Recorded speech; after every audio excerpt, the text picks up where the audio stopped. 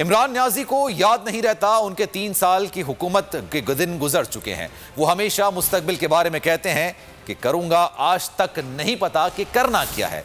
एहसन इकबाल की वफाकी हुकूमत पर घनगरज बोले उन्होंने पाकिस्तानी मईशत को सुकेड़ के रख दिया है। आज मुल्क भर में 2018 से पीछे है। उनकी हुकूमत से बातें जितनी मर्जी कराएं, नतीजा सिफर है।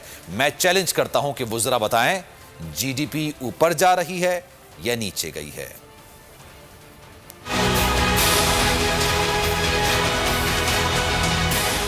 इमरान न्याजी साहब को याद नहीं रहता कि उनकी हुकूमत को इक़्तिदार में आए हुए 3 साल गुजर चुके हैं और अब वो चौथे माली साल में दाखिल होने वाले हैं। और अब कौम ये हक रखती है कि उनसे जवाब तलबी करे कि वो वादे जो उन्होंने कौम से किए थे उन पर कितना अमल किया है। लेकिन इमरान साहब जब भी खड़े होते हैं वो सिर्फ लेक्चर देते हैं। वो करूंगा, करेंगे, मुस्तकबिल के हवाले से गुफ्तगू करते हैं। ये नहीं बता सकते कि आज तक उन्होंने क्या किया है और क्या कर रहे हैं। और मैं अक्सर कहता हूँ कि उनकी हुकूमत नो एक्शन टॉक ओनली हुकूमत है कि बातें जितनी मर्जी करवा, अमल 0/0। आज हकीकत यह है कि इमरान साहब की 3 साल की हुकूमत के बाद पाकिस्तान आज भी 2018 से पीछे खड़ा है। मैं चैलेंज करता हूं कि कोई पीटीआई का वजीर ये बयान दे कि आज पाकिस्तान की जीडीपी